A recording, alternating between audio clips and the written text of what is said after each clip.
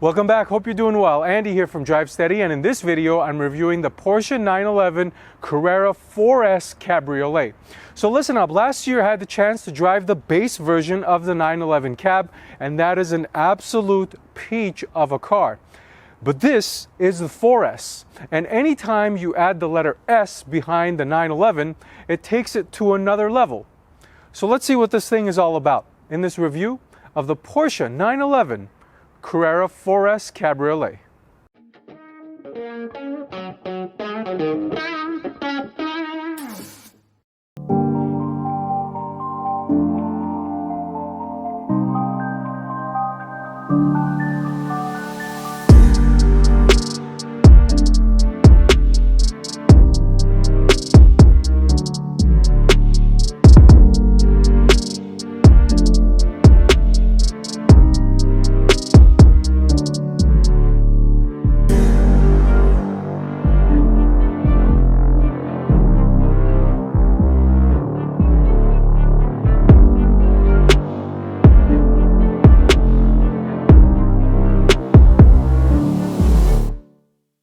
Alright, so before getting started with the review, a big thank you to Keys Mercedes for allowing me to review this Porsche 911 today. If you happen to be interested in a Mercedes new or certified pre-owned, I've left their information in the description of this video, and they've got a pretty large inventory, of course COVID restrictions considered, and also surprisingly they've got a really cool inventory of stuff like this, unique cars like these 911s, and they've got some Bentleys and other unique exotic cars as well. But about this 911 now, and starting off with the exterior, and Porsche basically redid the whole thing, but of course managed to make it still look like a 911, which is the beauty of the 911 concept.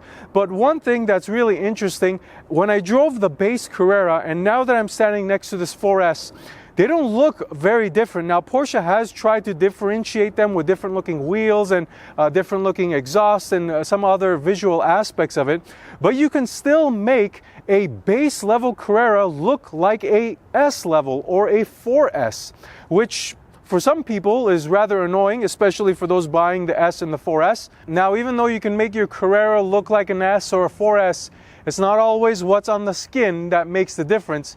Sometimes you got to look a little deeper. So let's take a look. All right, so let's talk about some of those differences underneath the skin, starting off with the wheels and the tires. So in the Carrera S trim level and above, you get 20 inches up front and 21 inches in the rear, as opposed to in the Carrera, it's 1 inch less front and rear. And then the tires, bigger tires here too, meatier tires, 245s up front, a 305 section in the rear, so a nice wide tire back there. And one thing that is going to the point I made earlier in the video, and that is you can make your base Carrera look like a Carrera S or above trim level. And that's true for these wheels and these tires. You can get this same configuration in your Carrera S. Now, something you cannot get in your Carrera S, or three things you cannot get as standard in your Carrera S: Porsche torque vectoring, limited slip diff, and also larger brakes and different color brake calipers. So detailing the brakes, you get larger rotors, 13.7 as opposed to 12.9 in the base Carrera, 6 pistons up front in the Carrera S, 4 pistons in the rear. And as I said, the easiest way to distinguish, unless somebody paints them, the Carrera S comes with red brake calipers, the base Carrera comes with black brake calipers. Now, it's not just standard trim that differentiates the base from the S trim level, it's also the unlocking of certain options that you only get in the Carrera S. Options such as PDCC, the dynamic control from Porsche, the chassis dynamic control from Porsche. Also, the rear wheel steer is only available on S level and above, and one that is probably the most popular is the PASM Sport suspension, which gives you 10 mils less on your ride height. This is probably one of the most popular Porsche options that you could only get in the S level and above. Now we made it to the rear end, and there is a difference here, and then of course the engine, which I'll cover in a second. Now that visual difference is with the exhaust tip. So in the base Carrera you get the square tips, but in the Carrera 4S and the S trim level you get the quad tailpipe design, and you can upgrade them to the sport exhaust. Now this goes to the same thing with the wheels and the tires. You can get this same looking sport exhaust in the base level Carrera. Now, something that you cannot get in your base level Carrera is the upgraded power. So this has the 3-liter twin turbocharged Boxster 6-cylinder engine, making 443 horsepower and 390 pounds-feet of torque. It's got a red line of 7,500, which is amazing for a forced induction engine. It's mated to an 8-speed PDK, and it pulls power down to all 4 wheels, of course, in this 4S configuration. Now, the difference between this and the base level, 64 horsepower, 51 pounds-feet of torque, and the way Porsche does that is by upgrading the turbos and tuning the ECU. As far as the performance in this 4S, 0 to 60 in 3.6 seconds. Of course, for the Cabriolet, it is a little heavier. If you get the Sport Chrono, 3.4 seconds. So an unbelievably fast Cabriolet car. Now, another thing you cannot get in your base trim level Carrera is the 7-speed manual, which is an absolute shame, at least in my opinion, especially for a car like a Porsche, where Porsche enthusiasts or the Porsche community love the 6-speed or the 7-speed or just the manual transmission in general. So Porsche restricting it to the S trim level and above is, like I said, a shame in my opinion, because when you look at the base level Carrera, it's the purest. Some people like it the most, and getting the 7-speed manual in a car like that is the right recipe, and I'm not sure why Porsche is not allowing you to get that, probably directing you towards the higher priced Carrera S and the extra power. Nonetheless, that's just something Porsche is doing. So if you want the 7-speed manual, Carrera S or above is the direction you got to go in. So far I've been covering some of the differences between the base and the 4S like this one, but from here on out I'm just going to go into some of the characteristics of this 4S. And if you're looking for a lot more detail about the 992 generation of the 911, I've left my full review of the base level Carrera in the description below. You can go ahead and check that out. Now, about this convertible top. Now, Porsche is very proud of this top for a couple reasons. First things first, it has 400 parts. Now, this is a very complicated top, and the specs of it, the specs of a convertible top, if you can believe it, are actually pretty impressive as well. It takes 12 seconds to open and close, which is actually very, very fast when you compare it to other cars. I recently did the BMW M8, and that lowers it in 15 seconds. Now 3 seconds here and there. It does make a little bit of a difference. Now, as far as how fast you can be moving when you operate it, up to 31 miles an hour. When I drove the Honda S2000, which most people love, you cannot operate that top unless you're completely stopped. Now, you don't have that problem in your 911, whether it's the base or the S or the 4S. So again, it's a pretty impressive convertible top, and of course the top-down experience is always something that is worth the premium in my opinion. Now, as far as the looks go, I think whether top-down or top-up, it looks really good in this Cabriolet.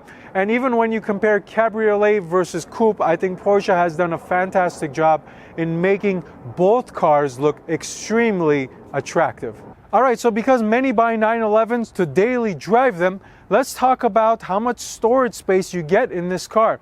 Now, of course, the trunk is in the front, and it's called a Frunk because the engine is in the rear, and there's a couple ways of opening it. There's a button on the interior, there's a button on the key, but one thing it does not have is a comfort access method of opening it without taking your key out of your pocket or being in the car, obviously. So when you open the front, you get a decent amount of space. You can probably fit one large piece of luggage in here. Two maybe medium sizes could squeeze in, and possibly a duffel bag. But it's a really nice size frunk for somebody who wants to take it on a weekend getaway. And I can see you putting a pretty decent amount of stuff in here. And don't forget, you also have the back seats in a 911, which are seats, but in reality, they're more of a storage area. So that's something to consider if you're buying a 911. Alright, so now the interior of the 4S, and like I said, I'm not going to go into a lot of detail. You can check out the video in the description for a full review of the base 911 Carrera, which practically has the same interior as this one. But I am going to give you a slight overview. And when I'm sitting in this 911 for the second time, it just reaffirms what I felt when I sat in it the first time. And that is the quality And the fit and the finish is so remarkable and impeccable. It's almost perfect in here. Maybe sans the gloss black, which gets the fingerprints. It's just so nicely put together. The materials, the design, it's so nice. Porsche's interior is really nice. I can just put it that way. Now, some of the downsides with the interior are the gauges. Now, Porsche did change these. You do get the analog tachometer, but you've got two screens on the side, and those screens are hindered with the steering wheel. It kind of gets in the way. You don't really see the outer edges of the screen, but it is something to consider if you're thinking about this car. And then the infotainment system is actually really simple and easy to use. And then the screen is touchscreen, so the technology is also good in here. And overall, the space. This is one of the selling points of the 911. It's a really nice interior. It's a really nice cabin. And it's also really spacious. You don't feel claustrophobic with the top up, and obviously never with the top down. So now, that's enough of the interior. Let's see what the differences are in the driving dynamics with the 4S and the base level. All right, so now the driving portion of the review. And as always, that's what the key looks like. It's cool because it looks like a Porsche 911 design there. And you can do you can do a bunch of funny stuff with this key, paint it with the color and things. It's not funny, but it's pretty cool. Porsche gives you that option. So as far as the price goes, there's a pretty big difference. This in base form is $137. The Carrera base is $114. So it's a pretty drastic price difference. And then you can obviously go crazy with Porsche options and whatnot. So I'm just going to go ahead and get rolling. And unfortunately, it's kind of a rainy day. It's very muggy and dark outside. I'm not really going to be able to give this thing a full go. And of course, this is a dealer car, so I'm going to try and explain the best as I can the differences that I feel between this and the base car. So with the sport exhaust, I can tell you that it does sound different. I remember the base car I drove did not have the sport exhaust. I like the sport exhaust. It gives it that extra note that I feel like was missing in the base car. And let me put it in manual mode. And Sport Plus. Everything goes into Sport.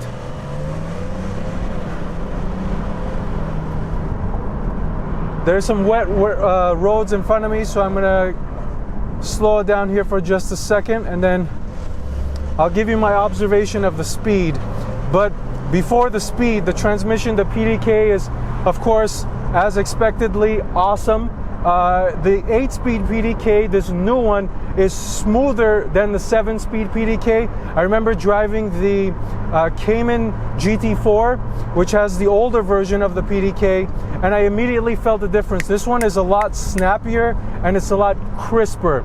Not that the previous generation was bad, but improving upon that is actually a pretty remarkable achievement. So now, I've got some straight road. I'm in manual mode, Sport Plus, exhaust is on. Woo!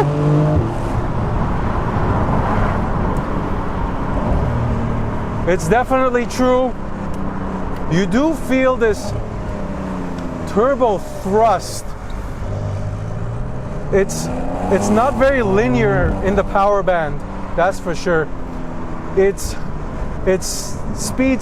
You can feel the torque trying to like spin the wheels and whatnot, and then you get this initial turbo thrust. It's really just pulls you forward, and the level of acceleration in this car is actually very, very good.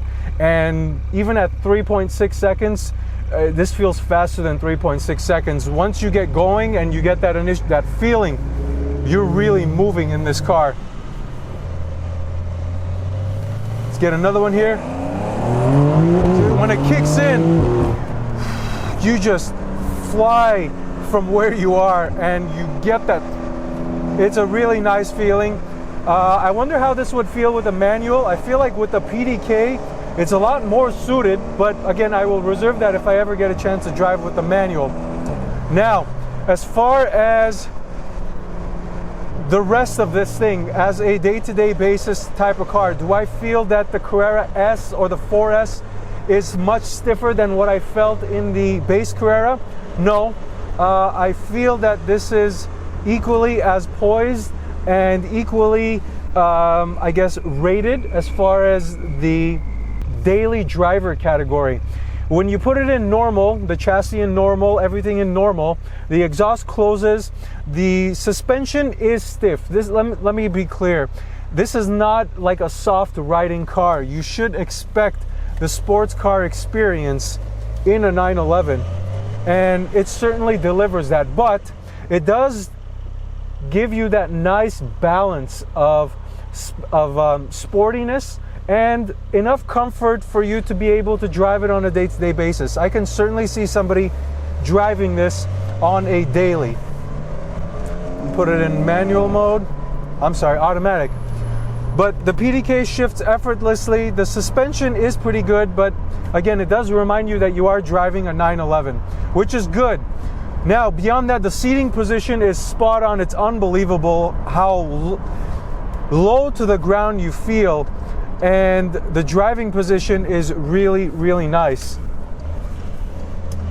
The steering is actually very good as well.